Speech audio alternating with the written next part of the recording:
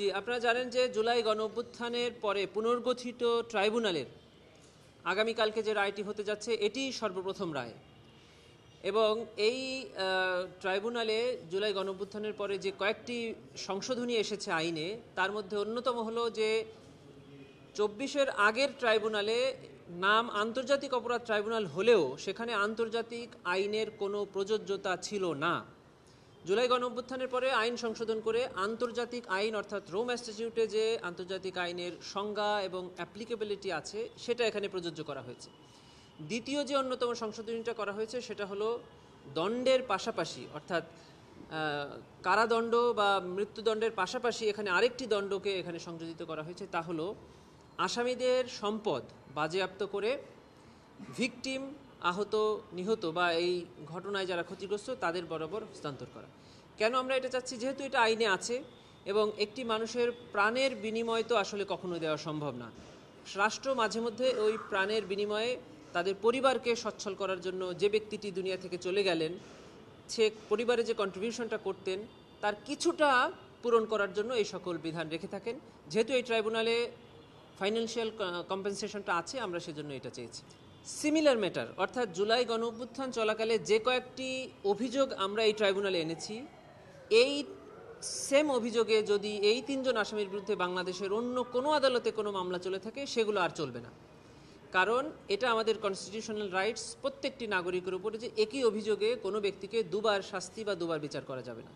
অতএব এর বাইরে যদি অন্য কোনো অভিযোগ থেকে থাকে তবে সেটি চলতে পারে, কিন্তু এখানে যে 5টি অভিযোগ এখানে ডিসপোজাল করা হচ্ছে সেই 5টি অভিযোগে অন্য কোথাও কোনো মামলা করাও যাবে না, আর যদি মামলা থাকে সেটা আর চলবে না। আমরা একটু 5টা অভিযোগ জানতে চাচ্ছি, আপনি যদি একটু বলতেন আজকে জি, খুবই ছোট করে বলছি। 5টা অভিযোগ হলো 14ই জুলাই 2024 সালে গণভবনে অনুষ্ঠিত একটা সংবাদ সম্মেলনে তৎকালীন প্রধানমন্ত্রী শেখ হাসিনা আন্দোলনরত ছাত্র জনতাকে রাজাকার বলে সম্বোধন করেন। এটা একটি উস্কানিমূলক বক্তব্য। তারই প্রেক্ষিতে ওই 14 তারিখ রাতে তিনি তৎকালীন ঢাকা বিশ্ববিদ্যালয়ের ভিসি মাকসুদ কামাল সাহেবের সাথে ফোনে কথোপকথনে আন্দোলনকারী ছাত্রদের উপরে নির্যাতন এবং নিপীড়নের আদেশ এবং নির্দেশ এবং উস্কানি প্রদান করেন। তারই ফলশ্রুতিতে আবু সাইদ সহ 16 তারিখে 6 জন ছাত্র জনতা নিহত হন। এটি একটি অভিযোগ।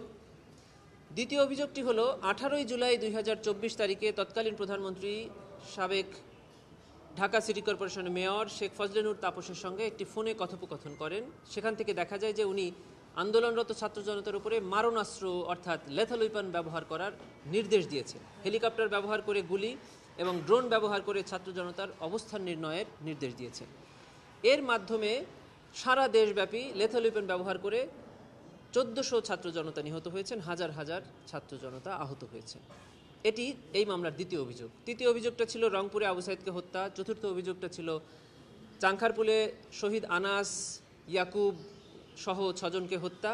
পঞ্চম অভিযোগ ছিল আশুলিয়াতে 6 জনকে হত্যার পরে তাদের লাশ পুড়িয়ে দেওয়া।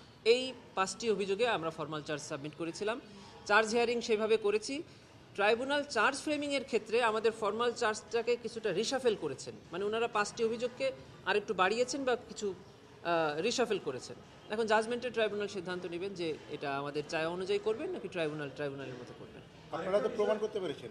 প্রসিকিউশন অবশ্যই মনে করে যে এই 5টি অভিযোগে আমরা সন্দেহাতীতভাবে আমাদের ক্রিমিনাল জুডিসপ্রুডেন্স যেটা আমাদের দেশে সিআরপিসি আছে সেখানে জামিন প্রদানের ক্ষেত্রে নারীকে, অসুস্থকে এবং কিশোর বালক শিশুদেরকে প্রিভিলেজ দেওয়া আছে, কিন্তু রায় প্রদানের ক্ষেত্রে নারীকে আমাদের সাধারণ আইনেও কোনো আলাদা প্রিভিলেজ দেওয়া হয় নাই, আর আমাদের এই আইনেও কোনো আলাদা প্রিভিলেজ নেই।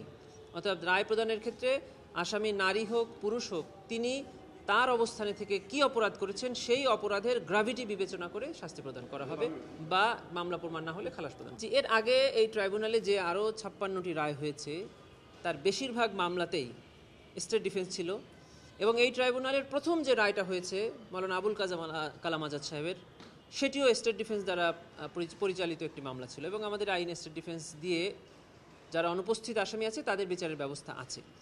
আইনে পরিষ্কার করে বলা আছে যে যদি আসামি পলাতক হয় তাহলে রায় প্রদানের পর থেকে 30 দিনের মধ্যে উনি আপিল করতে পারবেন, যদি উনি গ্রেফতার হন অথবা উনি ট্রাইব্যুনালে এসে সারেন্ডার করেন।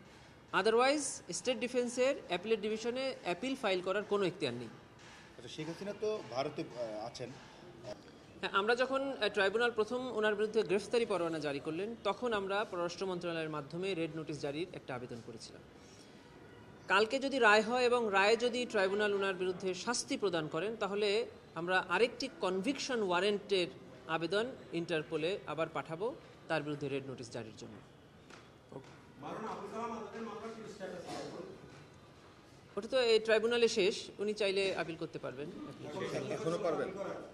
না, মানে উনি যদি সারেন্ডার করেন বা গ্রেফতার হন সেটা পারতে পারেন। মানে আপনি বলছেন যদি শেখ হাসিনার সাজা হয়, উনি যেহেতু পলাতক, উনি দেশে না আসা পর্যন্ত উনি আপিল করতে পারবেন না? অবশ্যই না। হ্যাঁ?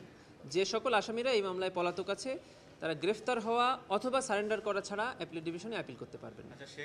প্রথম কথা হলো যে এই ট্রাইব্যুনালে হাজির হয়ে উনিও সব কথা বলতে পারবেন। হাজির না হয়ে উনি যে সকল কথা বলবেন সেটা আইনের দৃষ্টিতে কোনো বক্তব্যই নয়। সামাজিক যে কোনো একটা সময় এসে বলবেন যে এখানে মামলা চলছে, এখানে যে মামলা হয়েছে এটা আমি জানি না বা জানতাম না, এটা বলার আর সুযোগ থাকছে না। উনি যে এই ট্রাইব্যুনালে কি মামলা হচ্ছে, কি কি অভিযোগ ওনার বিরুদ্ধে আনা হয়েছে এটা উনি জেনেছেন এবং উনি যে বক্তব্যটা ওনার আদালতে এসে দেওয়া উচিত ছিল এটা উনি পাবলিকলি দিচ্ছেন। এটা একটা বিষয়। দুটি হলো, আমরা এই ট্রাইব্যুনালে বিশেষ করে জুলাই গণঅভ্যুত্থানের পরে পুনর্গঠিত ট্রাইব্যুনালে আমরা চেষ্টা করেছি গণমাধ্যমের মানে আপনাদের মাধ্যমে সারা জাতিকে সাথে নিয়ে এই বিচারটা করতে, যেন শুধু বিচার হচ্ছে না, বিচারটা যে ন্যায় বিচার হচ্ছে এটা যেন জাতি জানতে পারে। এই জন্য আমরা একটা বড় অংশ প্রসিডিংস লাইভ করেছি। আমরা কি কি এখানে উপস্থাপন করছি, কি কি সাক্ষী এখানে এসে সাক্ষ্য দিচ্ছে, প্রতিদিন কোর্ট প্রসিডিং শেষে আপনাদের সাথে কথা বলছি, সাক্ষীরা নিজেরা এসে কথা বলছে। আমরা ওনার ভয়েস রেকর্ড বাজিয়ে শুনিয়েছি ওপেন কোর্টে, যেটা সম্প্রচার হয়েছে।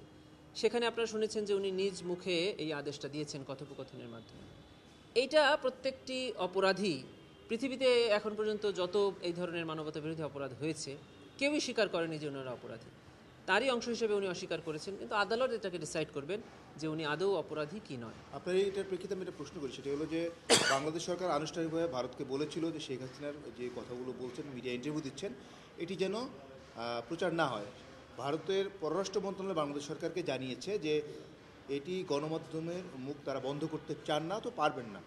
সেক্ষেত্রে এটি কি আসলেই শুধু শেখ হাসিনার বিষয় থেকে যাচ্ছে, নাকি বিচারের বিষয়টাও এখানে প্রচার, আসামি হিসেবে তার বক্তব্য প্রচারের বাধা না থাকতে পারে?